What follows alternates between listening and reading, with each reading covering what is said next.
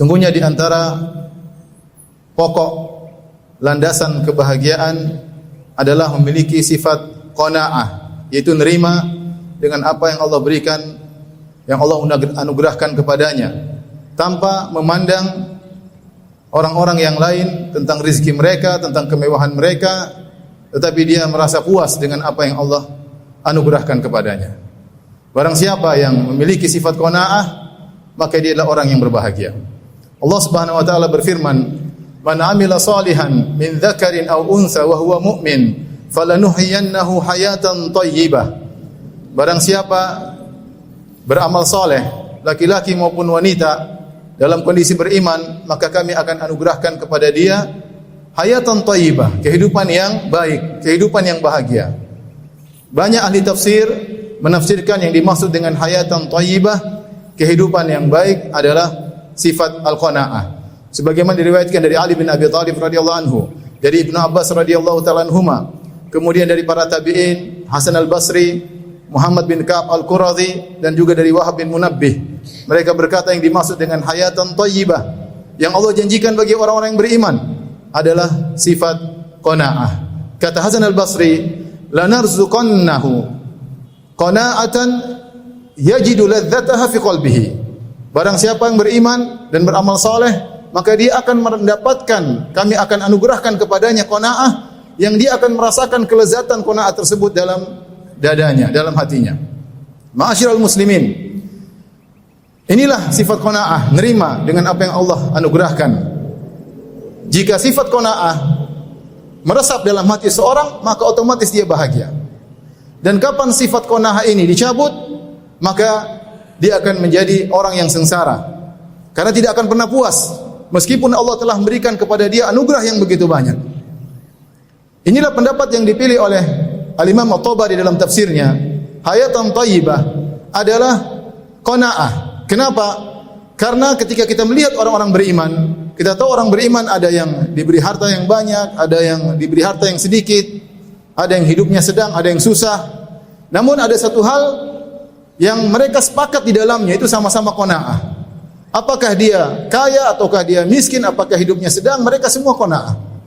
Maka jangan menyangka bahwasanya hayatan thayyibah, kehidupan yang baik adalah banyaknya harta. Banyak harta tidak menjamin seorang kemudian bahagia. Karenanya Nabi SAW pernah bersabda, "Laisal ghina an kathratil arad, walakinnal ghina ghina nafs." Bukanlah namanya kekayaan adalah dengan harta yang banyak, tetapi kekayaan yang sungguhnya adalah kekayaan jiwa. Ketika seorang qanaah, maka apapun kondisinya dia akan bahagia. Adapun jika seorang memiliki harta yang banyak, tapi jika dia tidak qanaah, dia tidak akan bahagia. Lihatlah orang-orang kaya yang tidak dianugerahi qanaah. Mereka hidup dengan kesengsaraan. Terkadang mereka, di hadapan mereka ada makanan yang terlezat, ada tempat tidur yang terindah, yang paling empuk, namun mereka sulit untuk tidur, mereka sulit untuk makan.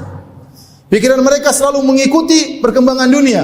Apa yang telah terjadi, apa yang telah si fulan bagaimana keberhasilannya, selalu mengikuti dan tidak pernah merasa puas.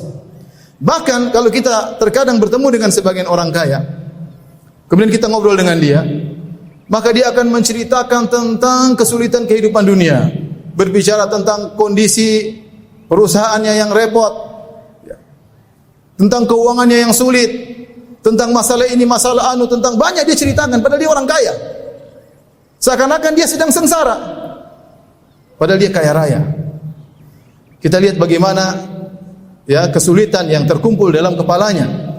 Sebaliknya terkadang kita ketemu dengan seorang miskin, rumahnya sederhana, motornya butut, tapi kalau kita bertanya dia selalu mengatakan alhamdulillah, alhamdulillah, alhamdulillah. Dia menceritakan tentang kenikmatan yang dia rasakan. Alhamdulillah, saya baru punya ini. Alhamdulillah, saya kemarin ke sana. Padahal dia miskin. Kalau kita mendengar perkataannya, seakan-akan kita menyangka dia seorang raja, seorang yang tinggal di sebuah istana. Oleh karenanya benar perkataan Imam Syafi'i rahimahullahu taala, "Idza ma kunta dza qalbin qanu'in fa anta wa malikud dunya sawa'u." Kalau engkau memiliki hati yang qanaah, sungguhnya kau dan raja sama saja. Kenapa? Karena seorang sudah bahagia. Kalau kita sudah qanaah, kita sudah puas. Kita sudah puas. Oleh karenanya dalam hadis yang diriwayatkan Imam Muslim, Rasulullah SAW bersabda, "Qad aflaha man aslam wa ruziqa kafafan wa qanna'ahu Allahu bima atah." Sungguh beruntung orang yang Islam kemudian diberi rizki yang kafaf itu rizki yang tidak berlebihan, tidak kurang juga, cukup. Wa qanna'ahu Allahu bima atah, dan Allah menjadikan dia qanaah, nerima dengan apa yang Allah anugerahkan kepadanya. Barang siapa yang telah meraih qanaah, dia akan mendapatkan banyak kelezatan. Pertama, dia akan bahagia, tentram, hatinya bahagia. Apa yang Allah berikan pada dia, dia bersyukur, alhamdulillah. Yang kedua, dia tidak akan hasad. Dia lihat orang punya kekayaan, dia santai aja, tidak terpengaruh. Kalau ada yang cerita, "Hei, fulan sekarang sudah beli ini, beli anu," dia bilang, "Alhamdulillah, semoga dia jadi orang yang bersyukur." Kita berdoa semoga dia pandai mensyukur nikmat Allah, tidak ada hasad, tidak ada jengkel. Kenapa? Dia qanaah. Tidak ngelirik sana, ngelirik sini, tidak sibuk mengikuti, "Oh, si fulan sudah maju, kita masih telah." Enggak, dia santai aja. Kenapa? Dia qanaah. Dia bahagia. Ya. Dia memperoleh kebahagiaan yang dia harapkan. Kemudian juga dia ridha dengan apa yang Allah berikan kepadanya. Apa yang Allah bagikan kepada dia, dia ridha. Dan apa yang Allah berikan kepada orang lain, dia pun ridha dengan pembagian tersebut.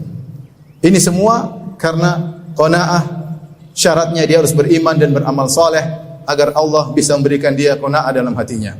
Ma'asyiral muslimin, mungkin kita bertanya, bagaimana cara kita bisa meraih qanaah? Qanaah yang pertama diperoleh dengan iman dan amal saleh. Tadi Allah sudah syaratkan, man amila salihan min dzakarin aw untha wa huwa mu'min. Barang siapa yang beramal saleh, lelaki maupun wanita, dengan syarat dia beriman, falanuhyiyannahu hayatan thayyibah. Kami akan berikan dia qanaah dalam kehidupannya. Kemudian yang kedua, ya, dia berusaha menghitung-hitung nikmat yang Allah ada pada dirinya. Sungguhnya nikmat Allah sangat banyak yang ada pada dirinya. Nikmat kesehatan, nikmat keluarga, nikmat anak-anak, nikmat tempat tinggal, nikmat pergi ke masjid, nikmat bisa beribadah, nikmat bisa salat Jumat, nikmat, banyak kenikmatan yang dia rasakan. Ya Allah mengatakan, "Wa in ta'uddu nikmatallahi la tuhsuha." Kalau kalian menghitung-hitung nikmat Allah, kalian tidak akan bisa menghitungnya. Innal insana ladzalumun kafar. Hanya saja manusia itu zalim, kafar, suka zalim, suka ingkar dengan nikmat yang Allah berikan kepadanya. Bahkan saya katakan, seandainya seluruh penduduk dunia kita kumpulkan untuk menghitung nikmat yang Allah berikan kepada kita, mereka tidak akan mampu, karena nikmat Allah tiada penghujungnya. La tuhsuha, kalian tidak akan bisa menghitung-hitungnya. Nikmat Allah sangat banyak. Jangan kita menjadi orang yang hanya ingat-ingat musibah dan lupa dengan nikmat-nikmat Allah. Innal insana li rabbih lakanud. Kata Allah, sesungguhnya manusia suka berkeluh kesah. Kanud, apa kata Hasan al-Basri? Yadhkurul masaib wa yansa ni'am. Hanya ingat-ingat musibah dan lupa dengan nikmat-nikmat yang Allah berikan kepada dia.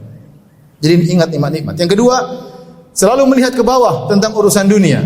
Kata Nabi sallallahu alaihi wasallam, "La tanzuru ila man fawqakum, walakin inzuru ila man huwa asfala minkum, fa innahu ajdaru alla tasdaru nikmatallahi alaikum."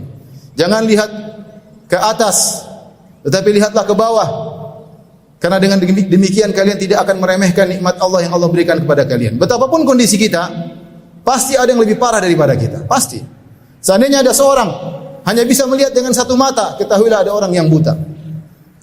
Seandainya ada orang yang belum punya rumah, tapi sudah bisa sewa rumah, masih banyak orang yang masih tinggal berantakan, entah tinggal di mana, di bawah kolong jembatan. Bahkan di sebagian sana, di bagian negara lain, ada orang tinggal di negara lain. Jadi, ya, pengungsian.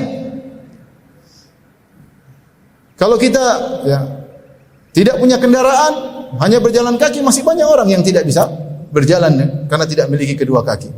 Dan masih banyak, kita selalu lihat ke bawah. Kalau Anda gajinya sedikit, masih banyak orang yang gajinya lebih kecil, dan masih banyak orang yang belum dapat pekerjaan. Dengan senantiasa melihat ke bawah, kita akan senantiasa bersyukur kepada Allah Subhanahu wa taala dan memiliki sifat qanaah. Kemudian di antara hal yang membantu kita untuk qanaah, kita harus yakin bahwasanya dunia ini hanyalah sementara, bukan tempat tinggal selama-lamanya. Apa yang mau kita kejar di dunia ini, kita akan tinggalkan itu semuanya. Lihatlah sebagian orang mengumpulkan harta sebanyak-banyaknya, kemudian ditinggalkan. Begitu saja. Dia letih mengumpulkan harta tersebut. Kita bukan dilarang mencari harta, tetapi yang kita inginkan kita qanaah. Dapat sekian, kita bersyukur kepada Allah Subhanahu wa taala. Dapat banyak sedikit, bersyukur kepada Allah Subhanahu wa taala. Allah yang lebih tahu apa yang lebih baik buat kemaslahatan kita. Bisa jadi kalau kita diberi harta yang banyak, kita lupa diri. Bisa jadi kita sombong. yang menyebabkan kita masuk neraka jahanam. Bisa jadi kita bermaksiat karena memiliki harta yang banyak. Kita terima apa yang Allah takdirkan dan anugerahkan kepada kita.